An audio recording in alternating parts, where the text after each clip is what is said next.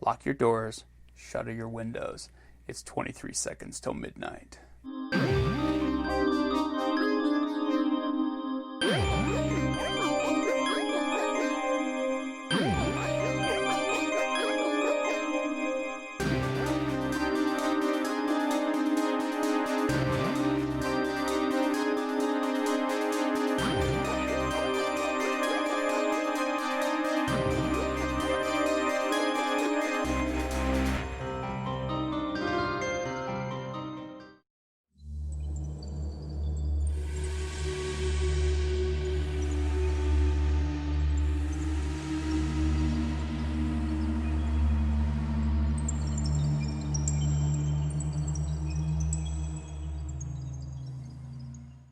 I was far from home, and the spell of the eastern sea was upon me.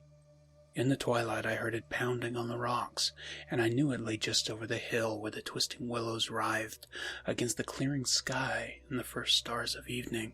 And because my fathers had called me to the old town beyond, I pushed on through the shallow, new-fallen snow, along the road that soared lonely up to where Aldebaran twinkled among the trees, on towards the very ancient town I had never seen, but often dreamed of. It was the Yuletide that men call Christmas, though they know in their hearts it is older than Bethlehem and Babylon, older than Memphis and mankind. It was the Yuletide, and I had come at last to the ancient sea town where my people had dwelt and kept festival in the elder time when the festival was forbidden, where also they had commanded their sons to keep festival once every century, that the memory of primal secrets might not be forgotten. Mine were an old people, and were old even when this land was settled 300 years before, and they were strange, because they had come as dark, furtive folk from opiate's southern gardens of orchids, and spoken another tongue before they'd learned the tongue of the blue-eyed fishers. And now they were scattered, and shared only the rituals of mysteries that none living could understand. I was the only one who came back that night to the old fishing town as legend bade, for only the poor and the lonely remember. Then beyond the hill's crest I saw Kingsport outspread frostily in the gloaming, snowy Kingsport with its ancient vanes and steeples, ridgepoles and chimney pots, wharves and small bridges, willow trees and graveyards, endless labyrinths of steep, narrow, crooked streets, and dizzy church-crowned central peak that time durst not touch. Ceaseless mazes of colonial houses piled and scattered at all angles and levels like a child's disordered blocks. Antiquity hovering on gray wings over winter-whitened gables and gambrel roofs. Fanlights and small paned windows, one by one, gleaming out into the cold dusk to join Orion and archaic stars. And against the rotting wharves, the sea pounded, the secretive, immemorial sea out of which the people had come in the elder time. Beside the road at a crest, a still higher summit rose, bleak and windswept, and I saw that it was a burying ground, where black gravestones stuck ghoulishly through the snow like the decayed fingernails of a gigantic corpse. The printless road was very lonely, and sometimes I thought I heard a distant horrible creaking, as of a gibbet in the wind. They had hanged 4 kinsmen of mine for witchcraft in 1692, but I did not know just where. As the road wound down the seaward slope, I listened for the merry sounds of a village at evening, but did not hear them. Then I thought of the season, and felt that these old Puritan folk might well have Christmas customs strange to me, and full of silent hearthside prayer. So after that I did not listen for merriment, or look for wayfarers, but kept on down past the hushed lighted farmhouses and shadowy stone walls, to where the signs of ancient shops and sea taverns creaked in the salt breeze, and the grotesque knockers of pillared doorways glistened along darkened, unpaved lanes in the light of little curtained windows. I had seen maps of the town, and knew where to find the home of my people. It was told that I should be known and welcomed, for village legend lives long, so I hastened through Back Street to Circle Court, and across the fresh snow on one full flagstone pavement in the town, to where Green Lane leads off behind the market house. The old maps still held good, and I had no trouble, though at Arkham they must have lied when they said the trolleys ran to this place, since I saw not a wire overhead. Snow would have hid the rails in any case. I was glad I had chosen to walk, for the white village had seemed very beautiful from the hill, and now I was eager to knock at the door of my people, the 7th house on the left in Green Lane, with an ancient peaked roof and jutting 2nd story, all built before 1650. There were lights inside the house when I came upon it, and I saw from the diamond window panes that it must have been kept very close to its antique state. The upper part overhung the narrow grass-grown street and nearly met the overhanging part of the house opposite, so that I was almost in a tunnel with the low stone doorstep wholly free from snow. There was no sidewalk, but many houses had high doors reached by double flights of steps with iron railings. It was an odd scene, and because I was strange to New England, I had never known its like before. Though it pleased me, I would have relished it better had there been footprints in the snow and people in the streets, and a few windows without drawn curtains. When I sounded the archaic iron knocker, I was half afraid. Some fear had been gathering in me, perhaps because of the strangeness of my heritage, and the bleakness of the evening, and the queerness of the silence in that aged town of curious customs. And when my knock was answered, I was fully afraid, because I had not heard any footsteps before the door creaked open. But I was not afraid long, for the gowned, slippered old man in the doorway had a bland face that reassured me, and though he made signs that he was dumb, he wrote a quaint and ancient welcome with the stylus and wax tablet he carried.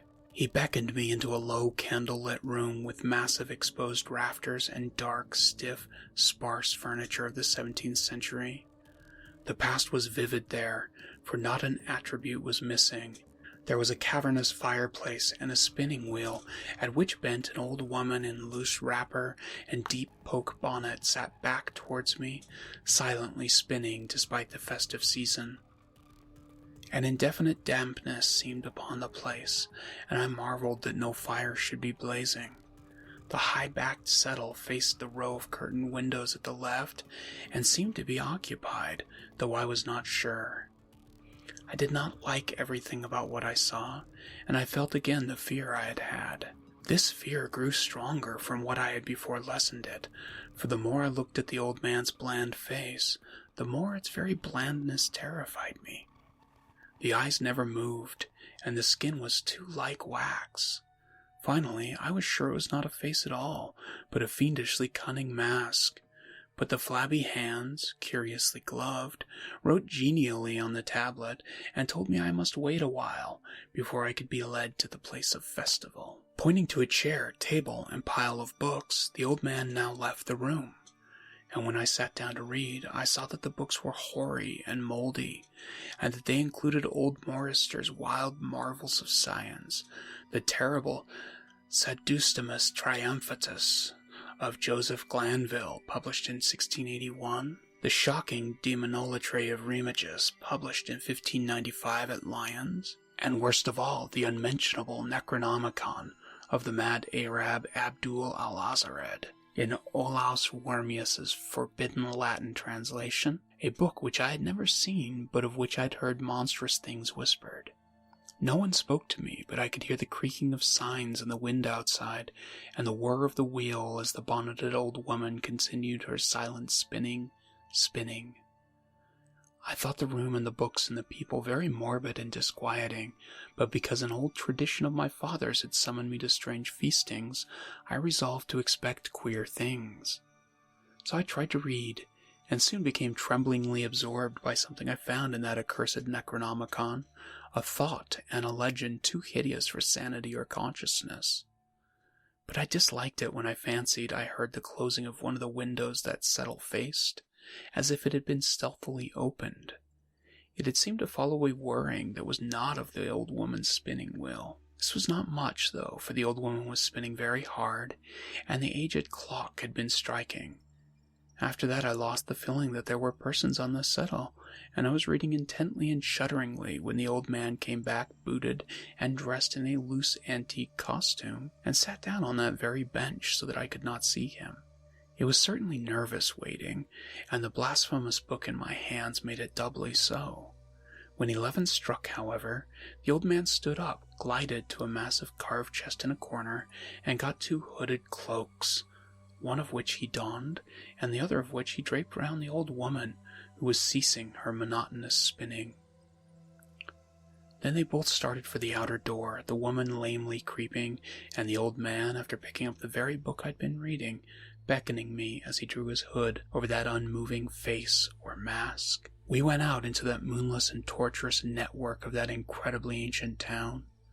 Went out as the lights of the curtained windows disappeared one by one, and the dog star leered at the throng of cowled, cloaked figures that poured silently from every doorway and formed monstrous processions up this street and that, past the creaking signs and antediluvian gables, the thatched roofs and diamond-paned windows, threading precipitous lanes where decaying houses overlapped and crumbled together, gliding along open courts and churchyards where the bobbing lanthorns made eldritch, drunken constellations. Amid these hushed throngs I followed my voiceless guides, jostled by elbows that seemed preternaturally soft, and pressed by chests and stomachs that seemed abnormally pulpy, but seeing never a face and hearing never a word. Up, up, up the eerie columns slithered, and I saw that all the travelers were converging as they flowed near a sort of focus of crazy alleys at the top of a high hill in the center of town, where perched a giant white church. I had seen it from the road's crest when I looked at Kingsport in the new dusk, and it had made me shiver because Aldebaran had seemed to balance itself a moment on the ghostly spire. There was an open space around the church, partly a churchyard with spectral shafts and partly a half-paved square, swept nearly bare of snow by the wind, and lined with unwholesomely archaic houses having peaked roofs and overhanging gables. Death fires danced over the tombs, revealing gruesome vistas, though queerly failing to cast any shadows. Past the churchyard, where there were no houses, I could see over the hill's summit and watch the glimmer of stars on the harbor, though the town was invisible in the dark. Only once in a while a lanthorn bobbed horribly through serpentine alleys on its way to overtake the throng that was now slipping speechlessly into the church. I waited till the crowd had oozed into the black doorway, and till all the stragglers had followed. The old man was pulling at my sleeve, but I was determined to be the last. Then I finally went, the sinister man and the old spinning woman before me. Crossing the threshold into that swarming temple of unknown darkness, I turned once to look at the outside world, as the churchyard phosphorescence cast a sickly glow on the hilltop pavement. And as I did so, I shuddered. For though the wind had not left much snow, a few patches did remain on the path near the door, and in that fleeting backward look, it seemed to my troubled eyes that they bore no mark of passing feet, not even mine. The church was scarce lighted by all the lanthorns that had entered it, for most of the throng had already vanished. They had streamed up the aisle between the high white pews to the trap-door of the vault which yawned loathsomely open just before the pulpit, and were now squirming noiselessly in. I followed dumbly down the foot-worn steps and into the dank, suffocating crypt. The tail of that sinuous line of night marchers seemed very horrible, and as I saw them wriggling into a venerable tomb, they seemed even more horrible still. Then I noticed that the tomb's floor had an aperture down, which the throng was sliding, and in a moment we were all descending an ominous staircase of rough-hewn stone, a narrow spiral staircase, damp and peculiarly odorous, that wound endlessly down into the bowels of the hill past monotonous walls of dripping stone blocks and crumbling mortar. It was a silent, shocking descent, and I observed after a horrible interval that the walls and steps were changing in nature, as if chiseled out of the solid rock. What mainly troubled me was that the myriad footfalls made no sound and set up no echoes. After more eons of descent, I saw some side passages or burrows leading from unknown recesses of blackness to this shaft of nighted mystery. Soon they became excessively numerous, like impious catacombs of nameless menace, and their pungent odor of decay grew quite unbearable. I knew we must have passed down through the mountain and beneath the earth of Kingsport itself, and I shivered that a town should be so aged and maggoty with subterraneous evil. Then I saw the lurid shimmering of pale light and heard the insidious lapping of sunless waters. Again I shivered, for I did not like the things that night had brought, and wished bitterly that no forefather had summoned me to this primal rite. As the steps in the passage grew broader, I heard another sound, the thin, whining mockery of a feeble flute, and suddenly there spread out before me the boundless vista of an inner world, a vast fungus shore, litten by a belching column of sick greenish flame, and washed by a wide oily river that flowed from abysses frightful and unsuspected to join the blackest gulfs of immemorial ocean. Fainting and gasping, I looked at that unhallowed Erebus of Titan toadstools, leprous fire and slimy water, and saw the cloaked throngs forming a semicircle around the blazing pillar. It was the Yule rite, older than man and fated to survive him, the primal rite of the solstice and of spring's promise beyond the snows, the rite of fire and evergreen, light and music. And in the Stygian grotto I saw them do the rite, and adore the sick pillar of flame, and throw into the water handfuls gouged out of the viscous vegetation which glittered green in the chlorotic glare. I saw this, and I saw something amorphously squatted far away from the light, piping noisomely on a flute, and as the thing piped, I thought I heard nauseous muffled flutterings in the fetid darkness where I could not see. But what frightened me most was that flaming column, spouting volcanically from depths profound and inconceivable, casting no shadows as healthy flames should, and coating the nitrous stone above it with a nasty, venomous verdigris.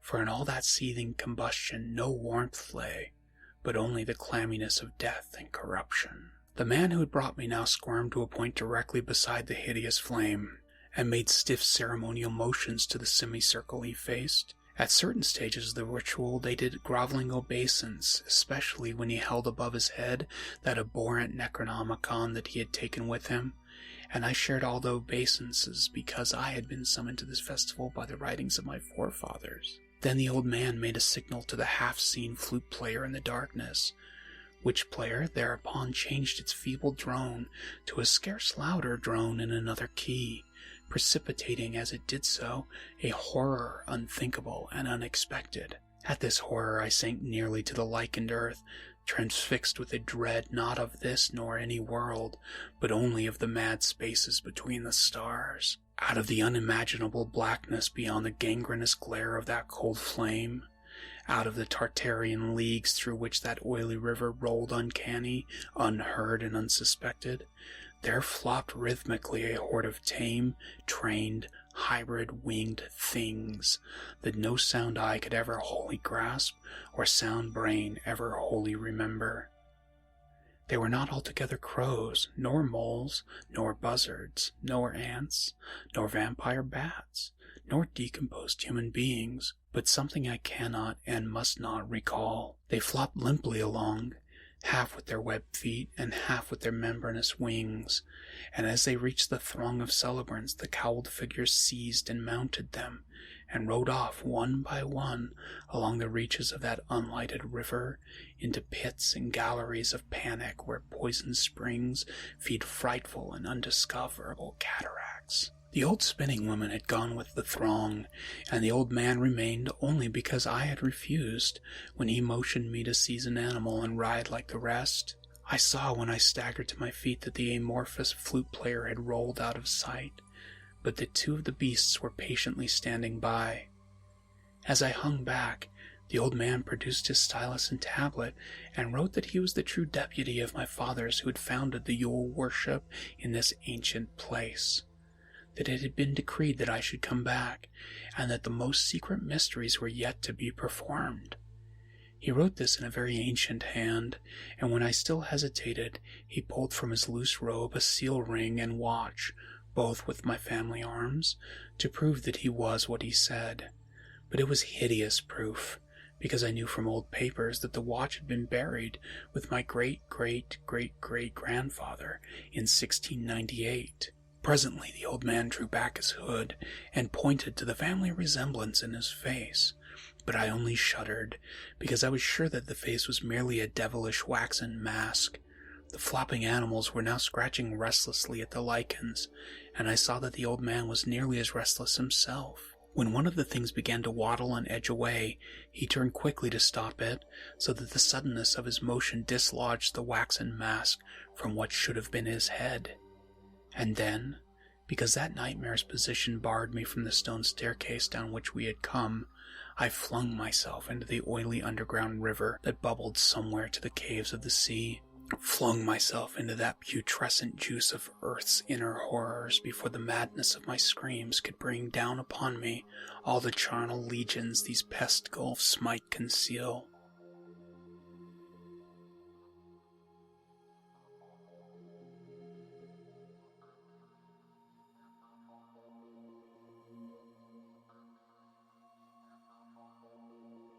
At the hospital, they told me I'd been found half frozen in Kingsport Harbor at dawn, clinging to the drifting spar that accident sent to save me.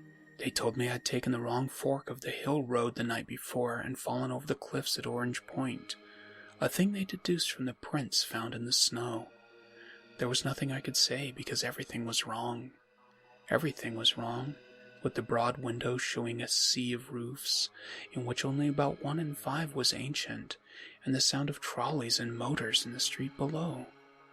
They insisted that this was Kingsport, and I could not deny it. When I went delirious at hearing the hospital stood near the old churchyard on Central Hill, they sent me to St. Mary's Hospital in Arkham, where I could have better care. I liked it there, for the doctors were broad-minded, and even lent me their influence in obtaining the carefully sheltered copy of Alhazred's objectionable Necronomicon from the library of Miskatonic University. They said something about a psychosis, and agreed I had better get any harassing obsessions off my mind. So I read again that hideous chapter, and shuddered doubly because it was indeed not new to me. I'd seen it before. Let footprints tell what they might, and where it was I had seen it were best forgotten. There was no one in waking hours who could remind me of it, but my dreams are filled with terror because of phrases I dare not quote. I dare quote only one paragraph, put into such English as I can make from the awkward low Latin. "The nethermost caverns," wrote the mad Arab, "are not for the fathoming of eyes that see, for their marvels are strange and terrific. Cursed the ground where dead thoughts live new and oddly bodied, and evil the mind that is held by no head. Wisely did Inshakabo say, that happy is the tomb where no wizard hath lain, and happy the town at night whose wizards are all ashes. For it is of old rumor that the soul of the devil brought hastes not from his charnel clay, but fats, and instructs the very worm that gnaws, till out of corruption horrid life springs, and the dull scavengers of earth wax crafty to vex it and swell monstrous to plague it. Great holes secretly are digged where earth's pores ought to suffice, and things have learned to walk that ought to crawl." That was The Festival by H.P. Lovecraft. This was Kris with Midnight Cryptid. I hope you enjoyed. As always, a like and follow is appreciated, and you can support us and find more about us at tabletopsandtentacles.com. Merry Christmas.